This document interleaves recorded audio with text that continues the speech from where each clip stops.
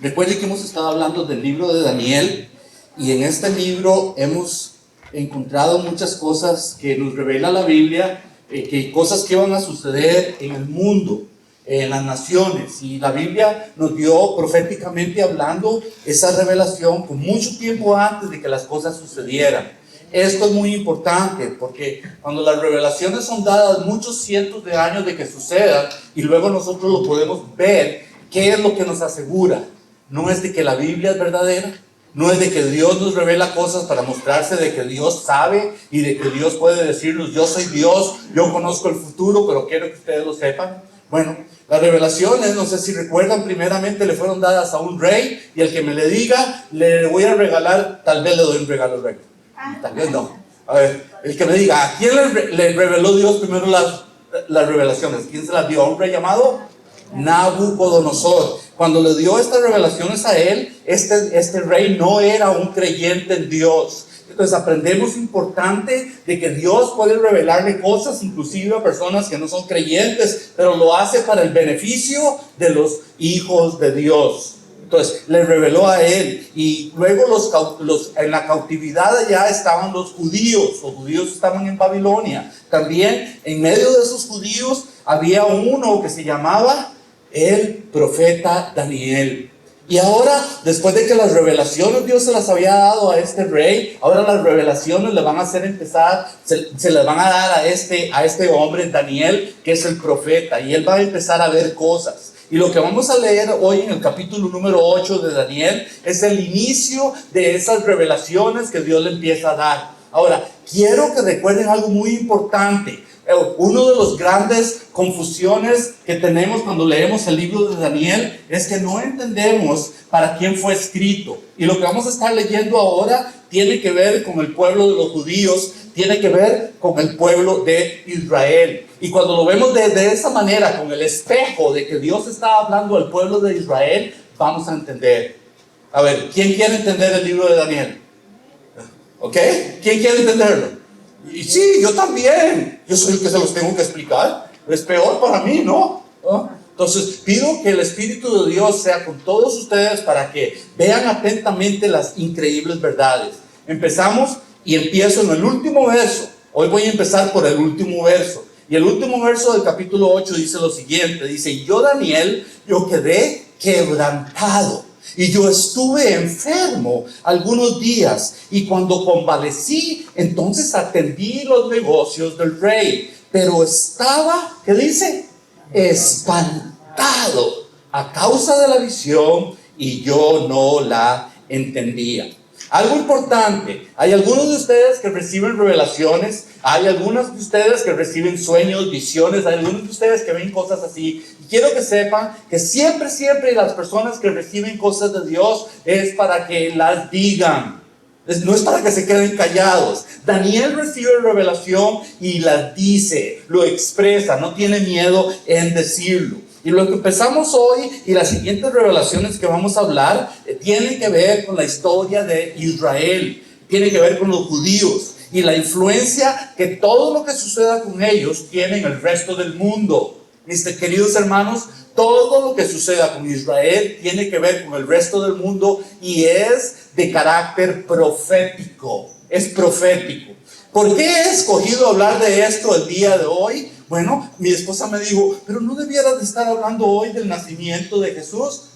Les tengo una sorpresa. Al final de la enseñanza aparece Jesús. En medio inclusive de cosas proféticas, Jesucristo va a estar aquí. Entonces, todo lo que sucede con el pueblo de Israel, présteme atención y anótelo, por favor. Algunos de ustedes empiecen a anotar. Les sugiero que hagan anotaciones. Todo lo que ha sucedido con el pueblo de Israel desde el año 1948 empieza. Las manecillas del reloj profético de Dios no van del 1 al 2, al 3, al 4, al 5, al 6, sino que las manecillas del reloj de Dios más bien van para atrás. Van para atrás. O si lo pudiera explicar de una manera mejor, la manecilla del reloj profético de Dios ya está en el número 11 y está por sonar el número 12. Estamos tan cerca de tantísimas cosas que la Biblia proféticamente hablando dice que tienen que suceder. Ahí es donde estamos. Entonces, empecemos a leer Daniel 8, verso 1. Dice: En el año tercero del reinado de Belsasar, que era el nieto de Nabucodonosor, Daniel, después de aquella... Daniel dice, me apareció una visión a mí, Daniel, y después de aquella visión que me había aparecido antes, dice, vi en visión, y cuando la vi, yo estaba en Susa, que es la capital del reino en la provincia de Ilam. Ilam en estos momentos es lo que es Irán. Ilam es Irán, y él estaba ahí era donde estaba la capital del reino de Babilonia en aquellos tiempos. Y dice, vi pues en visión estando junto al río Ulai. La visión que él va a ver, él está en un lugar a 230 millas de donde él se encontraba antes, allá en Babilonia. Verso 3, dice, esta es la visión. Alcé los ojos y miré, y he aquí que vi un carnero que estaba delante del río. El carnero tenía 2 cuernos, y aunque los cuernos eran altos, uno era más alto que el otro, y el más alto creció después. Así que el carnero que empieza a hablar aquí es un animal igual que cualquier otro, ¿ok? Los animales aquí son de importancia sencillamente porque para ellos era una mejor manera de expresar las revelaciones, porque era algo que la gente se iban a entender. El asunto es que este carnero tiene 2 cuernos, y lo que significa cada cuerno, recuerda a alguien lo que ya les había enseñado desde hace unas varias semanas, los cuernos significaban ¿qué? Poder, no, en sí, necesitaban autoridad, significaban reinos. Entonces los cuernos eran 2 reinos que habían, o eran 2 dominios, pero dice que uno de ellos era mayor que el otro. Un cuerno era más grande, mayor que el otro, dando a entender que llegó a crecer mucho más que el otro. Cuando ustedes vean, y lo vamos a ver en el verso 20, se van a dar cuenta que el ángel le va a revelar a Daniel quién eran esos 2 cuernos. Nosotros ni siquiera tenemos que averiguar ahorita quiénes eran y quién no eran. La revelación le es dada a Daniel y le dice que esos 2 cuernos eran los medos y eran los persas. Pero los persas llegaron a crecer mucho más que los medos, y por eso es que un carnero es un cuerno es mucho más grande que el otro cuerno. Verso 4. Dice, vi entonces que el carnero hería con los cuernos al poniente, al norte y al sur. El poniente, a ver, ¿quién sabe lo que es eso? Poniente, donde se pone el sol. ¿Dónde se pone el sol? El sol nace en el este y se pone en el... Entonces el poniente es el oeste, para que entiendan un poquito. Entonces dice que golpeaba de esa manera, y no había quien escapase de su poder, y hacía conforme a su voluntad y se engrandecía. De nuevo sigue describiendo lo que este carnero y el cuerno más grande era. Los persas eran tan fuertes que llegaron a dominar al oeste, llegaron a dominar al norte, llegaron a dominar al sur, y nadie los podía detener. Así era la fuerza que estas personas tenían en aquel tiempo. Verso 5 dice, mientras yo consideraba esto, he aquí un macho cabrío. Ya no era un carnero, pero dice ahora un macho cabrío que venía del lado del poniente, sobre la faz de toda la tierra, sin tocar tierra. Preste la atención al detalle. Venía del oeste, y venía de tal manera que no toca tierra. Y aquel macho cabrío tenía un cuerno notable entre sus ojos. Cuando dice que no toca tierra, alguien podría pensar, ¿y que vendría volando? No dice que tenía alas, solo dice que no toca tierra. Este dato es muy importante porque el macho cabrío es un animal del monte. Y el animal del monte que estaba hablando aquí dice que viene del oeste y no toca tierra. Y al decir eso, lo que significa es que venía del lado de Grecia. Y al venir del lado de Grecia tenía que pasar por un estrecho que se llama el estrecho de Dardanelos, que es la parte mucho más cerquita entre el Mar Negro y que divide allá por el lado de Italia y de Grecia. Ahí lo seguro lo están viendo ahorita en el mapa. Y eso se conoce también como el Heliosponto, o también otras personas lo llamaban el canal de Bósforo. Yo creo que el pastor Felipe y yo lo conocemos de esa manera de hace muchos años. ¿Lo recuerda el pastor? Otra vez no. El canal de Bósforo. Entonces, este lugar es un lugar muy importante porque era el lugar más cercano donde estaba casi pegadita a la tierra, pero aún así para pasar de un lado a otro, ¿qué se necesitaba? Barcos, barcos. Entonces lo que está dando a entender es de que iba a venir este hombre que era el rey de Grecia, iba a venir con su ejército que no era muy grande, era entre 35,000 y 50,000 gentes, que era un ejército pequeño. Y entonces al decir que no iba a tocar que no iba a tocar tierra, venía sobre la faz de toda la tierra sin tocar tierra, lo que quiere entender es que va a pasar por ese lugar y va a tener la capacidad de atravesar todo su ejército desde el oeste y va a venir a ocupar este otro lado. Entonces este macho cabrío es muy importante porque va a venir 150 años después de la visión de Daniel. Y este macho cabrío, hablamos un poquito de él la semana pasada, es Alejandro Magno o Alejandro el Grande. Ahora, empieza a poner todo esto en su mente porque todavía la misma Biblia nos va a empezar a revelar las cosas. ¿Recuerdan cuál es la primera regla de interpretación bíblica? La Biblia se explica a sí misma. Verso 6. Dice entonces que vino hasta el carnero. ¿Quién vino hasta el carnero? El macho cabrío, que yo había visto en la ribera del río. Y dice, y corrió el macho cabrío contra el carnero con la furia de su fuerza. Y lo vi que llegó junto al carnero, se levantó contra él y lo hirió. Y le quebró sus 2 cuernos. Y el carnero no tenía fuerzas para pararse delante de él. Lo derribó por tanto en tierra y lo pisoteó. Y no hubo quien librase al carnero de su poder. La conquista de Alejandro Magno fue tan fuerte que el griego quebró a los medos y quebró a los persas, de acuerdo a la historia. La historia mundial nos ayuda a entender que esta visión se cumplió y esto ya sucedió. Entonces, viendo nosotros la historia hacia atrás, podemos entender de qué era lo que estaba hablando. Y al entender esto, lo que vemos es que Alejandro vence a los persas en un lugar muy importante, porque ahí dice que él vio que estaba a la ribera del río, ve al verso 6. Dice, vi que venía y lo vi en la ribera del río y corrió contra él con la furia de su fuerza. ¿No van a creer ustedes que Alejandro realmente venció a los persas exactamente a la par de la orilla de un río? Y el río se llama el río Graníco. Y este lugar es un lugar muy importante porque para nosotros lo conocemos. Ustedes muchos han oído hablar de esto. Troya, exactamente ahí, Troya. Entonces vean qué interesante, aunque hay mucho de la mitología griega que nos ha confundido nuestras maneras mexicanas, ¿me entendieron? Nuestras maneras de, como que si supiéramos mucho nosotros, ¿no? Pero no, en ese lugar sí existe, es un lugar verdadero, y en ese mismo lugar está el río Gránico, y es ahí donde Alejandro el Grande va a conquistar y va a derrotar a Darío, el rey de los persas, cumpliendo la escritura, aunque no sabía. Note usted que esto sucede 150 años después de que Daniel ha tenido esta revelación. La historia mundial entonces nos habla de que este fue el inicio del imperio de los griegos, y aquí fue donde empezó a decaer el imperio de ¿quién? De los persas.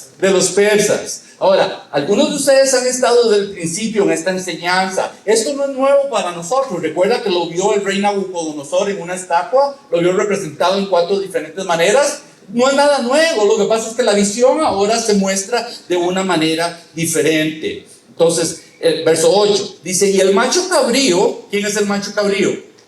Alejandro el Grande o Alejandro Magno. El macho cabrío, dice, se engrandeció de una gran manera, pero estando en su mayor fuerza, aquel gran cuerno fue quebrado. Y en su lugar salieron otros 4 cuernos notables hacia los 4 vientos del cielo. Esto de nuevo es un dato muy importante, porque el macho cabrío se engrandece, y lo que quiere decir, y la historia nos lo muestra, él ya no tenía más terreno que conquistar. Él ya había llegado hasta Egipto, y cuando él estaba en Egipto, dice que él ya no veía dónde más conquistar, no podía conquistar más mundo, y entonces lloró, y al llorar sus tropas se le rebelaron. Las tropas de él se pusieron en contra de él, y entonces en lo más alto del apogeo y de su autoridad y de la conquista de todo el mundo, él empieza a decaer y él pierde el poder porque pierde la vida. Alejandro Magno muere muy joven. muere a los 33 años de edad. Y murió triste, pero murió creyendo en Jesús. Digo, en realidad murió como judío, murió alabando al Dios de los judíos. Ojalá que haya conocido también al Mesías a través de ellos. No se sabe de esto. Entonces, esto es un dato muy importante, porque cuando se le quiebra el cuerno, lo que quiere decir es que él va a morir de causas naturales. Por eso es que es quebrado o ya no está. Y como no tenía hijos y él no tenía sucesores al trono de él, entonces 4 de los generales más fuertes de su ejército son los que heredan el ejército de él. Y entonces la misma Biblia, vea usted que directa, pero que al punto, ¿no?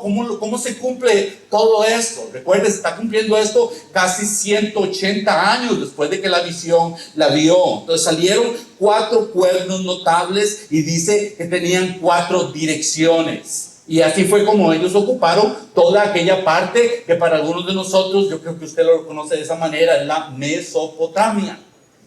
Toda la parte de Europa y de Asia, todo aquello era controlado por estos 4 generales que salieron de ellos. Eran 4 dinastías, y esas dinastías eran representadas por los tolemacos o los tolemaicos, los antigónicos, los seleucitas y los de Lisímaco. Tienen un nombre tal vez un poquito diferente, lo van a ver ahorita ahí arriba. Los que están tomando notas, hagan notas para que luego comparen. Y si en algo les dije un dato un poquito fuera de lugar, ayúdenme, porque es tanta información, pero lo único que yo quiero es comprobarles que cuando Dios dice lo que dice, se cumple. Y si empezamos a creer que eso es la Biblia y empezamos a darnos cuenta que en la Biblia encontramos la respuesta a tantos problemas que tenemos, a todos, pero digamos tantos, hermanos, entonces vamos a confiar en que nuestro Dios nos ha dado algo que necesitamos consultar todos los días. Entonces, cuando estos hombres conquistaron y se expandieron y eran 4 imperios y 4 dominios, dice ahí también, verso 9, dice que de ellos salió un cuerno pequeño.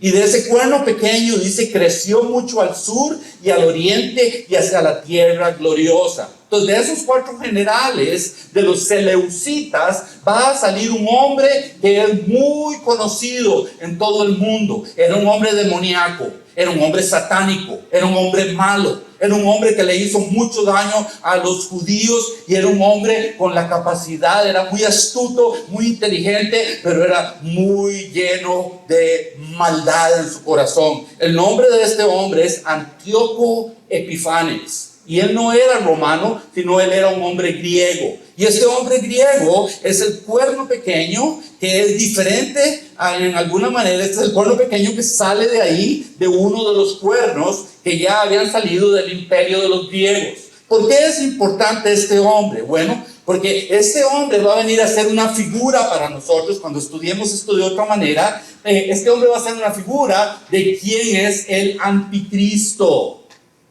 Este hombre es figura del anticristo, y hay varios historiadores de la Biblia que empiezan a comparar a este hombre o con el anticristo, aunque hay otros que se oponen y no creen. Pero personalmente hablando, yo quería mostrarles 2 o 3 diferentes maneras cómo podemos interpretar esta parte de la escritura. Porque si hay similitudes, hay cosas muy similares al anticristo. Y recuerden, estamos hablando de profecía y de lo que va a pasar en el último tiempo. Entonces, lo que sí es similar de este hombre y luego del anticristo es que ambos van a tener un odio inmenso por los judíos.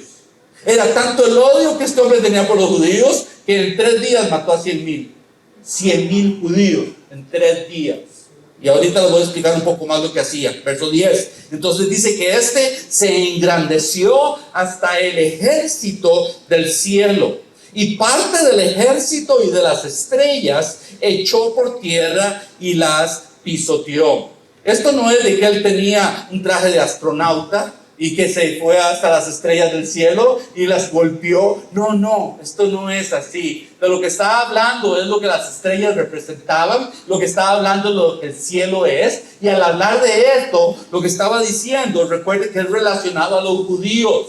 Cuando hablamos esto relacionado a los judíos, lo que estamos hablando es que en la religión de los judíos, en la creencia de ellos, lo que significaban las estrellas, el poder de Dios, lo que significaba el ejército del universo, lo que significan todas las maneras de hablar de ellos. Entonces, él se vuelve en contra de la religión de los judíos. Y quiere quitar la religión de los judíos, quiere quitarle las estrellas, quiere quitarle la manera de ellos de ver hacia arriba y de tener esperanza y de tener su creencia de ellos. Al hacer eso, este hombre lo que desea es establecer su cultura de él y su religión. Y si era de Grecia, adivinen qué era lo que él quería establecer.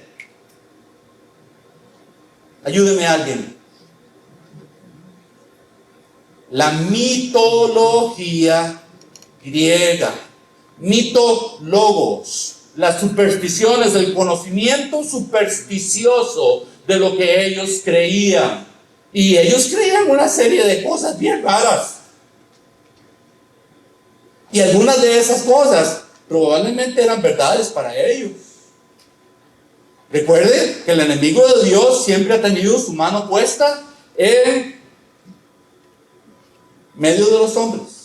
Y hay muchas cosas feas que han salido del medio de los hombres. Entonces, la Biblia nos empieza a mostrar aquí que este hombre se engrandece hasta el ejército del cielo, parte del ejército de las estrellas, las echa por tierra y las pisotea. Quiere decir que la tradición, los rituales, la cultura de los judíos es pisoteada, es desechada y ellos son tratados de esa manera. Vean lo que hace este hombre. Primero les prohíbe celebrar el día de reposo. Eso es sagrado para los judíos, ¿o no?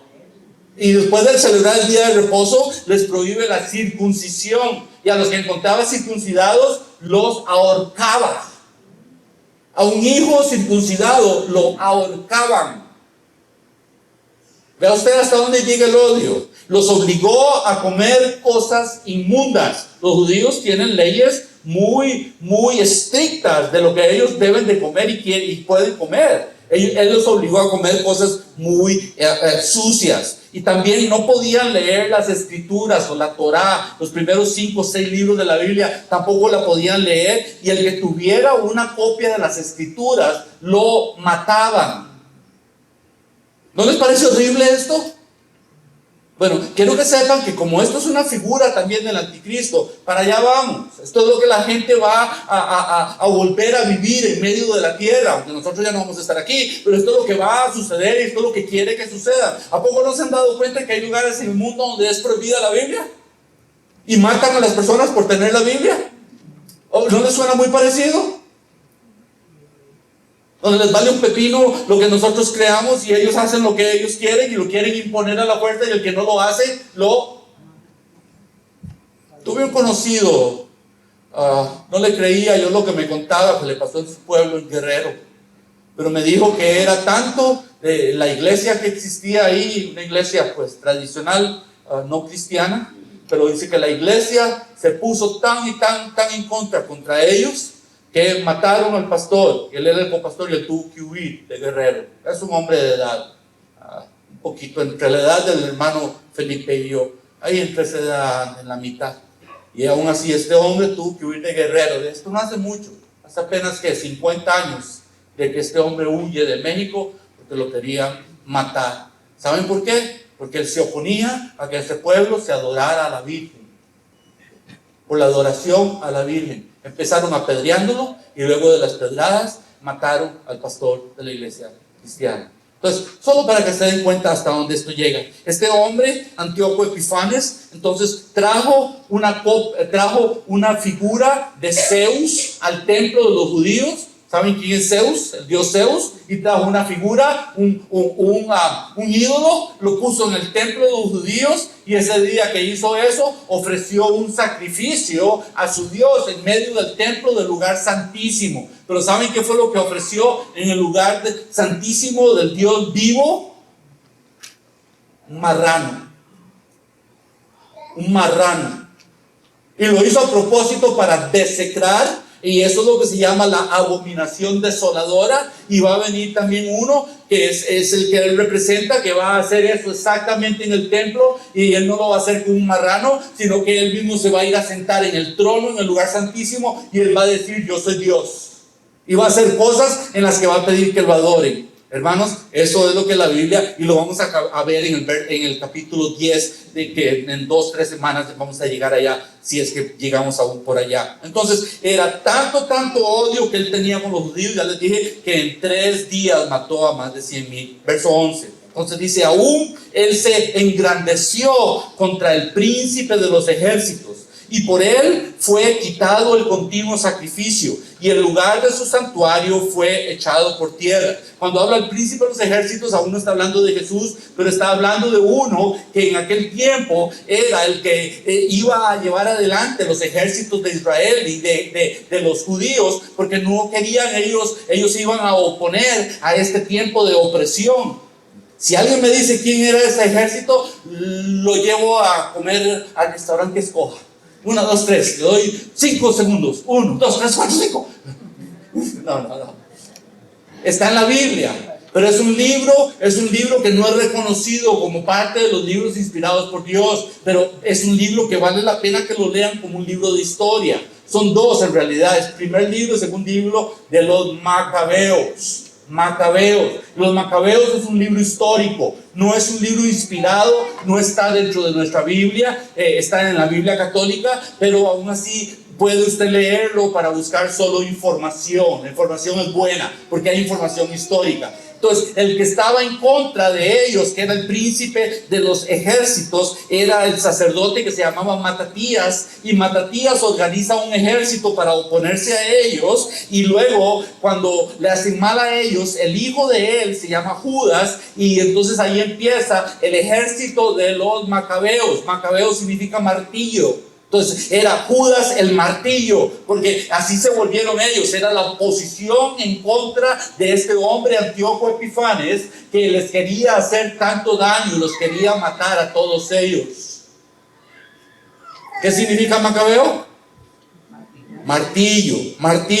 Entonces dice aquí que también Antíoco se engrandeció contra el príncipe de los ejércitos. O sea, él se volvió más poderoso que estos macabeos. Y dice que el lugar de su santuario fue echado por tierra, ya se los dije, significando que profanó el templo de Dios con un marrano y el ídolo de Zeus, y ofrece el cerdo en un sacrificio a su propio Dios. También él quita todos los utensilios, lo que se usaba en el servicio a Dios, del templo de Dios, lo quita todo, se roba todo, mis queridos hermanos, y entonces comete no solo blasfemia, pero él viene en contra del Dios vivo, porque fue Dios quien estableció ese templo. En el verso 20, posteriormente vamos a ver más información de esto. Verso 12, dice, y a causa de la prevaricación, esa es una palabra muy grandota, que les voy a decir lo que significa. A causa de la prevaricación le fue entregado el ejército junto con el continuo sacrificio,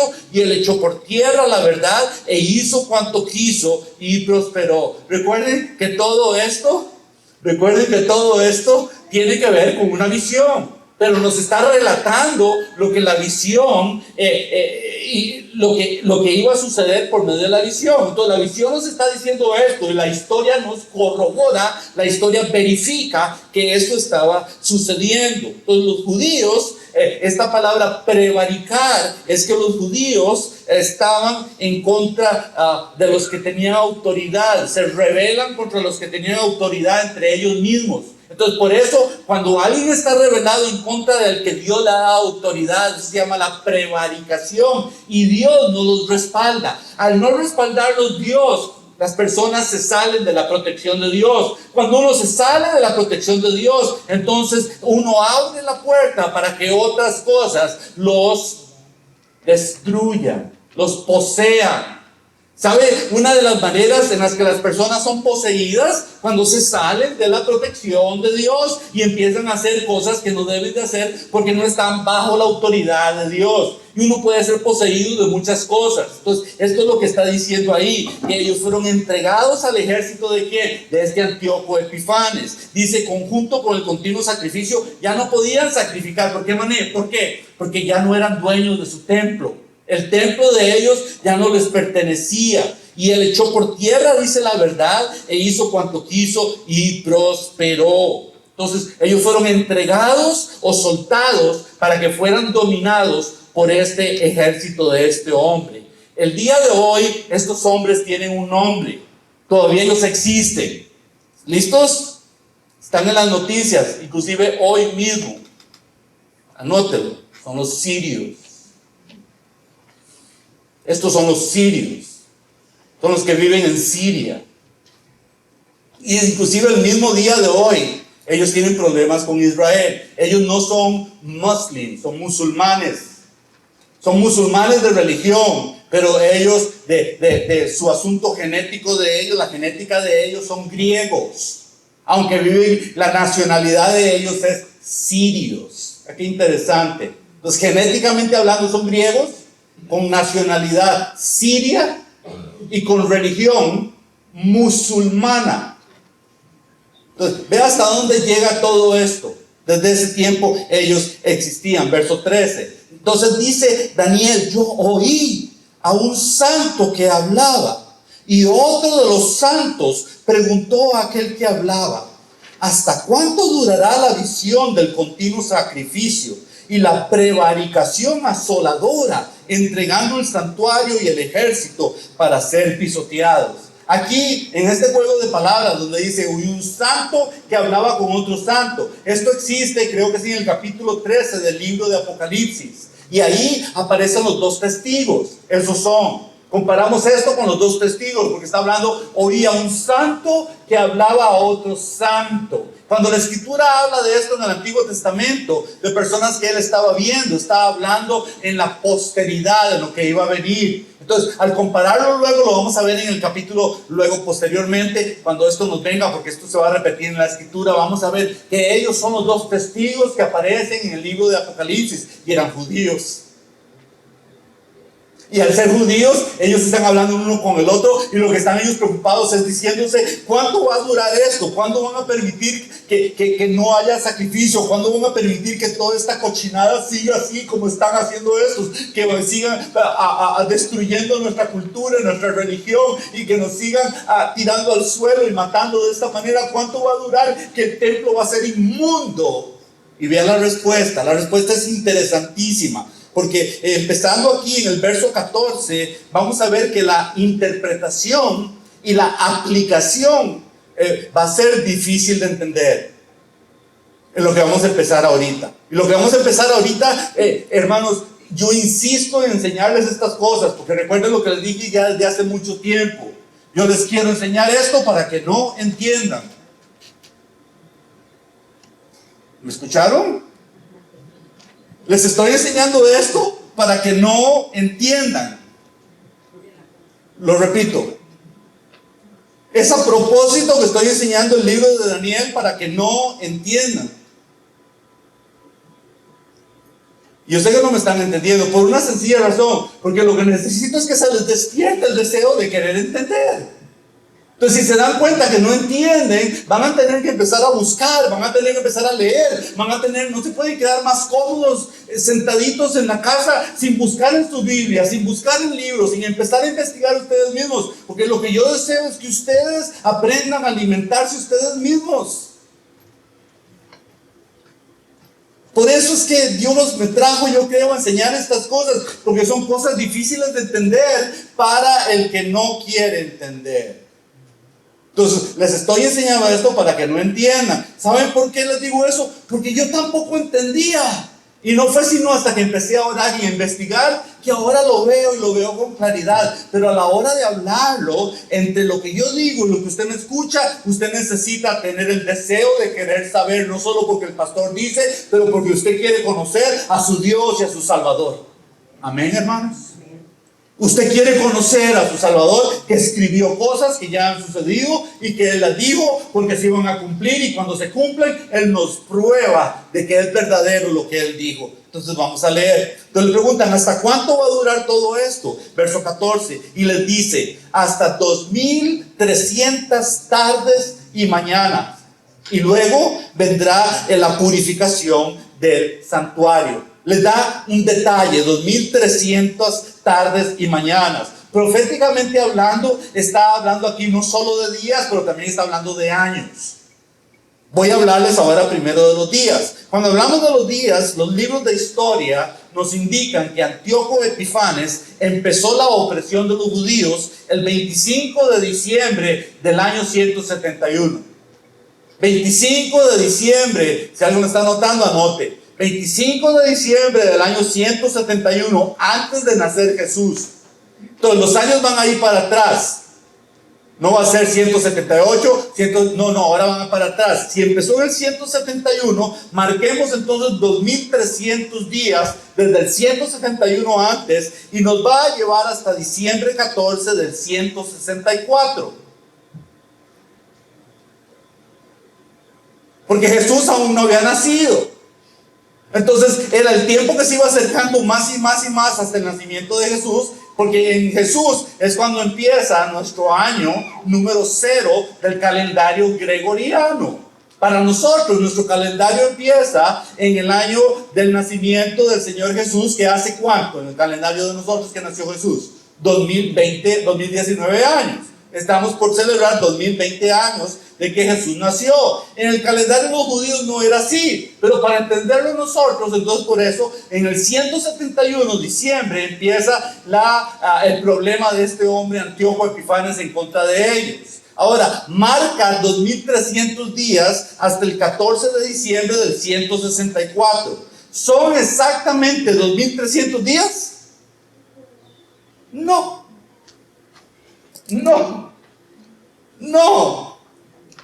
No son 2300 días. Porque entonces tenemos diferentes maneras de interpretarlo, diferentes maneras de entender esto. Lo que sí conocemos por la historia, mis hermanos, es que el final de la opresión, lo que sí sucede, y me van a entender ahora algo muy interesante. Al final de la opresión, lo que sí sucedió es que ellos encontraron un poquito de aceite. Cuando Antíoco Epifanes fue vencido, ellos encontraron un poquito de aceite, y este era aceite consagrado para encender las lámparas en el templo del Señor. En el templo de ellos lo que quedaba en ruinas, y al encontrar este poquito de aceite, dice que ellos estaban tan entusiasmados porque la vida de ellos era el templo de adoración a Dios. Debiera de ser de nosotros también, pero no es así. Hemos perdido muchas cosas. Y aún así, al encontrar el aceite, hermanos, entonces dice la tradición y dice la historia que usaron aquel poquito de aceite que encontraron para encender lámparas. Y que las lámparas que pudieron encender ese día, cuando ya no estaban bajo la opresión de los griegos, les duró 24 horas, que era un milagro. Y debido a que 24 horas tuvieron brillo en el templo del Señor, entonces empezó una gran celebración de ellos. Empezó la celebración de las luces. Y esa celebración es lo que empiezan ahorita la próxima semana de nuevo ellos, y la celebran todos los días de diciembre. Eso es lo que se llama la Hanukkah. Eso es Hanukkah o Hanukkah o Hanukkah. Esto es la celebración de los judíos.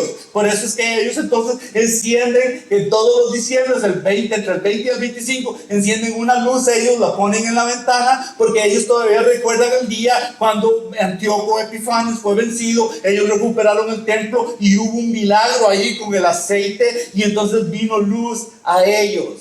Esto es muy importante en la tradición de ellos, y así nosotros lo podemos entender. ¿Es Hanukkah bueno? Yo creo que sí. ¿Vamos a celebrar nosotros Hanukkah? Pues el Hanukkah de nosotros fue más lindo, porque entonces cuando vino Jesús en medio de la celebración de los judíos del Hanukkah, Él se presenta y Él dice: sí, qué bueno todo esto que están celebrando, pero quiero que sepan algo más. Ya no hay necesidad de ese aceite del templo. Yo soy la luz del mundo. Y entonces Él se presenta en medio de la fiesta de ellos, de la fiesta de las luces. Es cuando Jesús da esa declaración, exactamente ahí en Jerusalén, y dice: yo soy la luz del mundo. Qué tremendo todo esto, ¿no? Entonces, después de la Hanukkah, que significa dedicación del templo o la rededicación del templo, el ángel Gabriel ahora va a venir a explicarle a Daniel y le va a decir lo que estas cosas significan. Todo esto, de nuevo les recuerdo, todo esto está relacionado con la historia de los judíos. Verso 15, sigamos. Dice: y aconteció que mientras yo, Daniel, consideraba la visión y procuraba comprenderla. ¿Se dan cuenta qué interesante? Oí la visión pero ahora procuraba entenderla. O sea, él no la comprendía. Y esto es importante. Dios nos puede revelar cosas para que nosotros busquemos cómo comprenderlas. Dios nos puede hablar cosas para que nosotros mismos busquemos cómo entender aquello. Dice, he aquí, el ángel se puso... Dice, he aquí se puso delante de mí uno con apariencia de hombre. Y al no entender eso, nos empieza a describir lo que le sucede. Verso 16. Y oí una voz de hombre entre las riberas del Ulaí que gritó y dijo, Gabriel. Y aquí nos demuestra que el que se puso a la par de él es el ángel Gabriel. Y dice, Gabriel, enséñele a lo que la visión significa. O sea, explícale lo que la visión es. Vino luego, verso 17, cerca de donde yo estaba, y con su venida yo me asombré y me postré sobre mi rostro. Pero él me dijo, entiende, hijo de hombre, porque la visión es, y nota lo que dice, ¿para cuándo? Muy importante. Preste atención de nuevo al detalle. Cuando habla del tiempo del fin, hermanos, si está hablando que era el tiempo del fin de ellos en aquel momento, sí, pero la aplicación también es profética. Entonces, si empezamos a ver que algunas de las cosas que se cumplieron con ellos allá son similares y van paralelamente a la par una con la otra de lo que nos está sucediendo a nosotros en estos momentos, entonces, ¿para cuándo es que esas cosas tienen que estar sucediendo? El tiempo del fin. Ahora, no estoy yo proclamando aquí que usted camine con urgencia porque este es el tiempo del fin, porque alguien me va a decir, pero pastor, ¿el fin de qué? Y esto es muy importante, porque muchas personas creyendo que ya es el fin, se vuelven muy cómodas y no le dicen nada a nadie de Jesús, no comparten su fe con nadie, y entonces están esperando y dicen, no, es que como ya es el fin, yo estoy esperando aquí ya ni tortillas hay en la casa porque estoy esperando el fin. No, al contrario. Si es que estamos en un tiempo de tanta urgencia, este es el tiempo más bien de hablar, es el tiempo de decir, es el tiempo de llevar a otros y mostrarles y decirles, mira lo que aprendo, mira lo que dice la Escritura, mira, de una manera amistosa, de una manera en la que puedan ellos prestar atención. Entonces, él dice aquí que el ángel le dijo, mira, entiende, porque la visión es para el tiempo del fin. Verso 18, mientras Gabriel hablaba conmigo, dice, caí dormido en tierra sobre mi rostro. ¿Qué significa? ¿Qué le pasó? Se desmayó. Entonces, ante la presencia del ángel, se desmaya. Y esto de nuevo me llama tanto la atención. Lo más cercano que yo he llegado a desmayarme así es cuando oro. A veces me quedo dormido. ¿Ustedes no? No es fácil quedarse dormido cuando uno está orando. A ver, ¿quién me dice 1, 2, 3? Sí, todos. Bueno, están en presencia de ángeles, no se preocupe. Pero este hombre se desmaya. Debió haber sido la revelación tan fuerte, la revelación debió haber sido tan pesada espiritualmente hablando, que él se desmaya en frente del ángel. Y sigue diciendo ahí, entonces caí dormido en tierra, cayó sobre su rostro. Ya esa no me gustó. Cayó sobre la cara, ¡pum! Va a amanecer todo inflado el otro día. Dice, cayó sobre su rostro, pero el ángel me tocó, Gabriel me tocó, y Gabriel me hizo estar en pie. Verso 19, y me dijo, he aquí, yo te enseñaré lo que ha de venir al fin de la ira. Y ya habíamos hablado de lo que la ira significaba. A algunas personas no les gusta esto. Algunas personas no creen que esto sea la verdad, pero sí, viene el tiempo de noche. ¿Recuerdan lo que significaba el tiempo de noche? El tiempo de noche significaba de que viene un momento de tribulación a la tierra. Viene un momento en que las personas mismas han decidido apartarse de Dios. Las personas mismas han decidido vivir sin Dios. Las personas mismas han decidido desobedecer a Dios y hacer todo lo que sea en contra de Dios. Es más, viven vidas, ¿recuerda cómo la Biblia lo llama? Bestiales. Por eso hablaba de bestias. Y una bestia es la que no tiene moralidad y no tiene inteligencia divina, no tiene capacidad de llegar a conocer a su creador, y por eso la Biblia lo describe así. Entonces, cuando habla aquí de que es el fin, va a llegar al fin de la ira, está hablando de lo que Dios va a permitir que suceda a las personas aquí en la tierra. Y alguien no hace mucho dijo, pero pastor, ¿puede ser posible esto? Sí, ya recuerdo que alguien hasta se enojó y dijo, pero ¿cómo va a ser posible que Dios sea así de malo? No, al contrario, Dios es así de justo.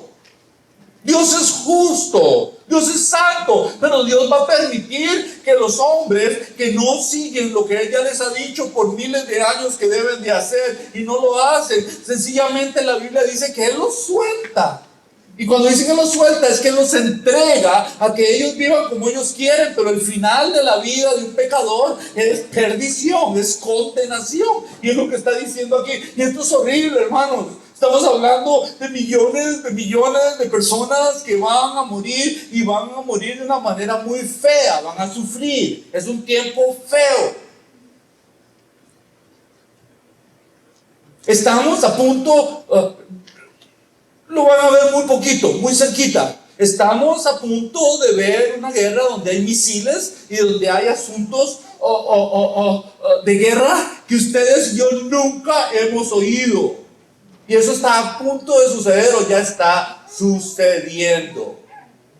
Entonces dice ahí que porque esto, y de nuevo lo vuelve a mencionar, dice, esto es para el tiempo, verso 19, esto es para el tiempo del fin. Entonces el ángel le vuelve a dar mucha importancia a estas palabras porque la visión es para el tiempo del fin, verso 20. Entonces vea donde empieza el ángel de nuevo a explicarnos lo que ya nosotros sabemos. ¿Qué dice? En cuanto al carnero que tú viste, vea qué interesante. Entonces no solo la historia del mundo nos muestra quién era, pero también el ángel ahora le revela y le dice, el carnero que viste que tenía 2 cuernos, estos son los reyes ¿de dónde? De Media y de Persia. Entonces ahora ya viene la revelación y es una revelación de acuerdo a lo que la historia del mundo nos muestra. Y dice, el macho cabrío es el rey.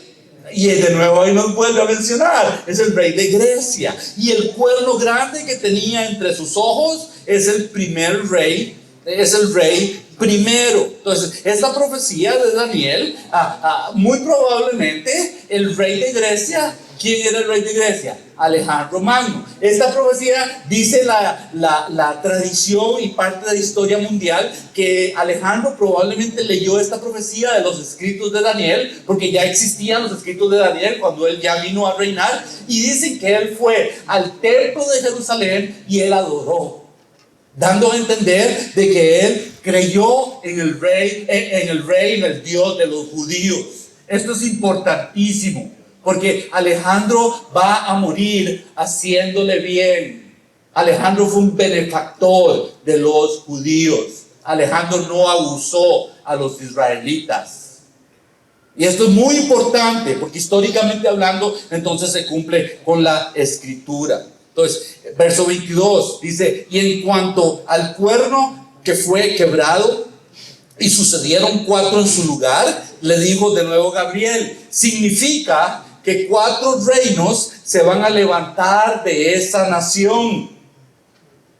De nuevo nos vuelve a dar lo mismo que yo les dije antes. Ahora es Gabriel quien se lo está explicando a Daniel y le dice que de esos reinos se levantarán de esa nación, aunque no con la fuerza de ¿quién? De Alejandro Magno. Entonces el cuerno quebrado fue la muerte de Alejandro, y también los 4 generales que salieron de ahí son los que establecieron 4 dominios o establecieron 4 reinos. Se lo dejo así ahí puesto. ¿Alguno de ustedes le quiere tomar una foto a eso? Tómenle una foto, saque su teléfono y tómenle una foto, porque esas son cosas que ya han sucedido, son cosas que están en la historia, pero es la misma revelación que le está dando también el ángel Gabriel al profeta Daniel. Hermanos, paro por un momento. ¿No les parece a ustedes que la Biblia es preciosa cuando la empezamos a ver de esta manera? ¡Ah, qué belleza! No hay manera de confundirse con esto, ¿o sí? Es claro, ahí está. Si luego alguien necesita esto, yo se lo envío con mucho gusto. Pídamelo por correo electrónico con gusto y yo se lo envío para que usted lo tenga ahí siempre al frente. Entonces, la influencia de esos reinos hasta el día de hoy existe. Y para darles un ejemplo, ya yo les hablé que tenemos, por ejemplo, el país de Siria. Entonces vea qué interesante. Ellos, el país de Siria, les mencioné, son la raza de los seleucitas. Los seleucitas vinieron de Grecia y entonces ellos tienen la religión musulmana, aunque la nacionalidad es siria. Lo menciono de nuevo. Sirios de nacionalidad, ¿ok? Genéticamente hablando, con su descendencia genética, ¿de dónde? De los griegos, ¿ok? Y con religión musulmana, muslims. Entonces, hay tres diferentes características en ellos. Ahora, la interpretación de la que vamos a leer va a describir la persona del anticristo. Vea lo que dice, y este es el anticristo de los últimos días, aunque se aplicaba en parte también a Antíoco Epifanes. Vea lo que dice verso 23. Y al fin del reinado de estos, ¿de cuáles estos? De los 4 reinos que salieron ¿de dónde? De Alejandro Magno, de los griegos. Salieron 4 reinos. Entonces dice, de ellos, cuando los transgresores lleguen al colmo, lleguen al final de su transgresión, se va a levantar un rey altivo de rostro y entendido en enigmas. Esto se aplica primero a Antíoco Epifanes. Él era altivo de rostro y él era entendido, era sagaz. Esto, altivo, significa que es alguien arrogante y que es alguien soberbio. Yo creo que está hablando de alguien que yo conozco.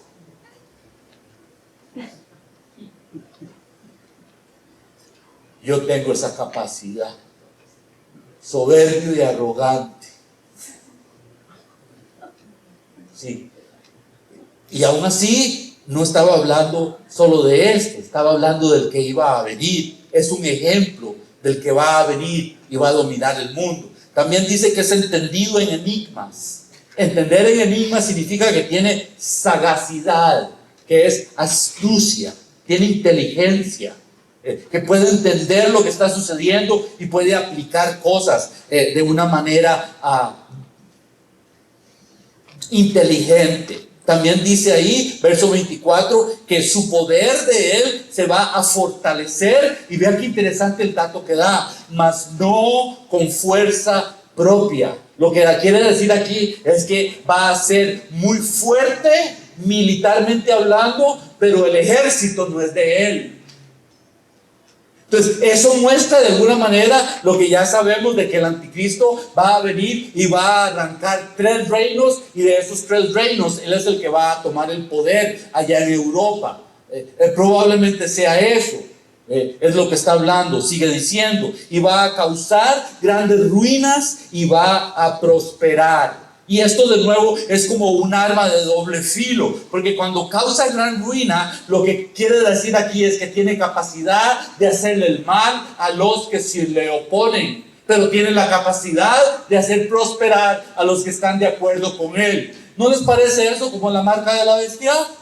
Donde el que no tenga esa marca no va a poder vender, no va a poder negociar, no va a poder comprar, no va a poder hacer nada. Y los que sí la tengan, sí van a prosperar, sí van a vivir bien, van a tener un Dios que los tiene en prosperidad. Por eso es que tenemos que tener muchísimo cuidado cuando nos hablan que el evangelio de Jesús es un evangelio de prosperidad. Eso es una mentira. Jesús nos da salud, Jesús nos bendice, pero hay tiempos en los que vamos a pasar en los que Dios va a permitir que pasemos escasez. Y nos va a dar abundancia y escasez, y todo lo hace porque Él quiere tratar con nuestro carácter para que aprendamos a confiar en Él, en las buenas y en las malas.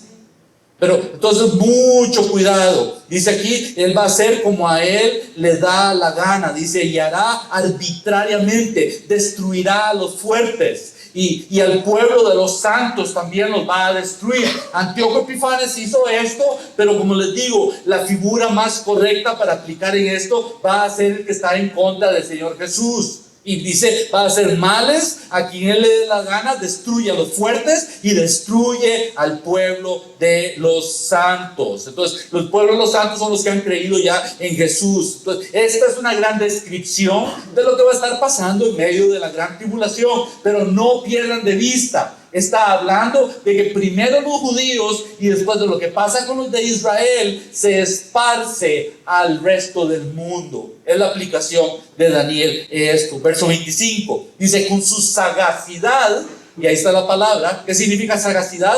Con su inteligencia extrema. ¿Saben quién es una sagaz? Por ejemplo, el animal, un zorro, una zorra, tienen astucia, tienen sagacidad. Y dice, con su sagacidad hará prosperar el engaño en su mano, y en su corazón él se va a engrandecer, y sin aviso él va a destruir a muchos. Esto de en su corazón se va a engrandecer, la Biblia lo habla también de otro que se engrandeció en su corazón y quiso tomar el lugar de Dios. ¿A poco que no saben quién es? Y fue derribado del cielo, y Jesús lo vio caer y vino a las prisiones de la tierra, y ahí fue donde fue enviado, y ahí es donde va a vivir, y pronto lo vamos a ver. Por 1000 años va a ser atado ahí mientras nosotros vamos a vivir. Muchas cosas todavía nos faltan de aprender en estos días que vienen. No me puedo aguantar de decírselas así como pedacitos de que muchas cosas más que tenemos que aprender. Ese es el pecado de Satanás. Se engrandeció en su corazón y quiso tomar el lugar de Dios y quiso ser adorado como Dios, y al que no lo haga, dice ahí que va a hacer sin aviso, destruirá, es lo que dice ahí, destruirá a muchos. Sigue diciendo, y se va a levantar, y ve aquí donde aparece el príncipe de príncipes. Ahí aparece Jesús de nuevo. En todos los libros de la Biblia tenemos a Jesús. Jesús aún no había nacido, faltaban unos 100, desde ahí donde estaba Daniel viendo la visión, desde Daniel a la visión faltaban 500 años. Desde el cumplimiento de esta visión faltaban todavía 150 años para que naciera Jesús, cuando esto ya se estaba cumpliendo en aquel tiempo. No había nacido aún Jesús, no había manera de celebrar el nacimiento de Jesús, pero la Biblia ya había dicho de que iba a venir el príncipe de príncipes y el pastor de los pastores, y iba a venir como el Mesías de ellos. Y aunque la Biblia se los advirtió, ellos no le prestaron atención. ¿A poco no nos está pasando algo parecido a nosotros, que le decimos a las personas de que ahí viene el Señor, de que viene por segunda vez, de que sí va a venir por segunda vez? Hermanos, si vino la primera vez y se cumplieron más de 300 profecías cuando Él vino la primera vez, más de 300 profecías se cumplieron con la venida de Jesús, y la Biblia habla más del doble, hay más de 600 profecías de que va a regresar por segunda vez. ¿Cuáles son las chances de que va a fallar? ¿Cuáles son las chances de que va a fallar?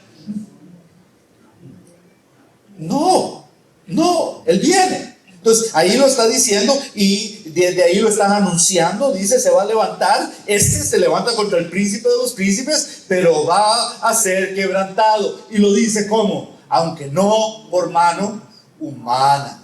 Esto no es humanamente hablando, porque cuando Jesús venga, Jesús se va a oponer en contra del anticristo, y es el que con solo que Jesús habla, ahí no va a haber guerra. Muchos dicen, pero cuando Jesús venga, ¿cuáles son los tanques que va a usar? Si viene solo con un caballo, no trae nada, no tiene necesidad. Por eso dice que de su boca sale como una espada, con solo que Él habla, con solo el momento que Él habla, aquello que se opone a Él.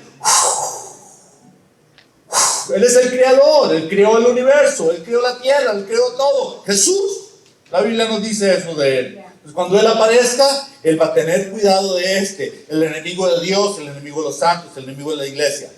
No se pierda la próxima semana, desde hoy se lo digo. No se pierda la próxima semana.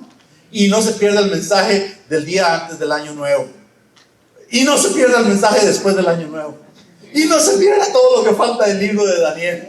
Un montón de cosas más que la Biblia nos va a mostrar, nos va a decir de lo que está a punto de suceder, lo que está enfrente de nosotros, pues. Entonces dice ahí que va a ser quebrantado, pero no por mano humana. Mejor dicho, se va a enfrentar con Jesucristo y va a ser vencido. Y eso no es hecho, eso no es humanamente hecho. Verso 26, sí, dice, y la visión de las tardes y la visión de las mañanas que se ha referido es verdadera. Esos 2300 días, esos 2300 años. Muy interesante, por ahí estaba leyendo a alguien que interpretó esto. Si lo tomamos a la manera en que este hombre lo interpretó, de acuerdo a este hombre, dice que los 2300 años se marcan exactamente. Yo no lo creo como él lo marca, pero dice, él lo marcó, dice, el año en el que Jesús regresa es en el 2025, de acuerdo a los 2300 años. Yo no voy a creer eso aún, Pero si ese es el 2025, que Jesús regresa, adivine qué tiene que suceder antes de que Jesús venga. El rapto de la iglesia. Entonces, ¿dónde estará la iglesia si estamos en el 2020? Y de acuerdo a algunas gentes, en el 2025, de acuerdo a los 2300 años, es cuando viene Jesús por segunda vez. Y cuando Él, o sea, estamos a las puertas de la tribulación. Entonces, ¿significa que la iglesia está a punto de ser arrebatada en cualquier momento? ¿Será que en cualquier momento? En inglés, we're gonna fly away. Nos vamos, nos fuimos. Todo esto se escucha como cuento de hadas, ¿no? Se escucha como fantasía, se escucha como las fábulas de la televisión. Pero esto no son las fábulas, es el libro de Dios, lo que Dios dice que está al frente de nosotros. Debemos de vivir para Él. Y acaba diciendo ahí, dice, toda la visión de las tardes y mañanas que se ha referido, lo que se ha dicho es verdadero. Y tú le dices, guarda la visión, porque es para muchos días. Y yo, Daniel, vea lo que le sucedió. Empezamos con este verso. Debido a esto, quedé quebrantado. Esto lo quebranta a uno. Hermanos, yo no puedo leer esto sin pensar, no solo en ustedes, pero pensar en mis vecinos. Pensar inclusive que hace solo 2 días ahí en mi casa, al frente de mi casa, ahí estaban celebrando. Qué lindas, qué gentes más bonitas, pero a la vez que no tiene sentido ya celebrar nada de esto, que la posada, y les acababan de traer la Virgen, y entonces estaban con sus cánticos, y qué gentes más lindas, más puras, pero qué engaño más horrible. Esto no solo me quiebra mi corazón, esto me pone una urgencia. Yo solito, yo no puedo ganar a Oceanside, a Jesús. Ustedes son los que también conocen a Jesús. Hay que hablar de Cristo a alguien, uno por uno. Esto lo quebrantó. Y dice, entonces estuvo enfermo. Esto lo enferma a uno también. Sí, es común en los pastores que los pastores se enfermen por la carga que llevan, por la presión del pastorado. Hermano Felipe sabe de estas cosas. Yo no me quiero enfermar. Yo trato de hacer ejercicio, comer bien, ¿ok? Y también usar mucho el jacuzzi y el sauna. Ya a mi edad, mis huesos, qué rico le hace el agua caliente. ¿Está bien? Ya ni guitarra puedo tocar, man. Estos días traté, pregúntale a los hermanos. No pude. Quiero, ya no pude. Y aún así, hermanos, esto es verdadero. Dice, estuve enfermo algunos días y cuando convalecí, atendí los negocios del rey, porque él trabajaba para aquel rey, pero estaba espantado a causa de la visión. Y vea lo que dice. El mismo profeta no la entendí.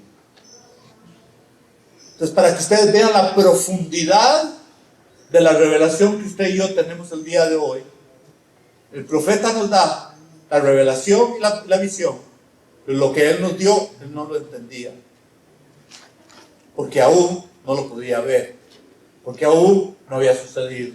Ya la ventaja que usted y yo tenemos, porque ahora nosotros vemos hacia atrás y decimos, los medos, sí, los persas, sí, Darío existió, Alejandro Magno existió, Epifanes, Antíoco existió.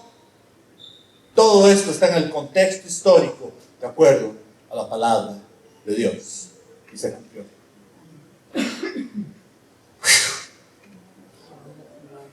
Vamos a acabar de una manera alegre. Vamos a acabar contentos hoy. ¿Sabe por qué? Porque usted y yo tenemos una esperanza. La esperanza es el príncipe de los príncipes, el pastor de los pastores, Jesús.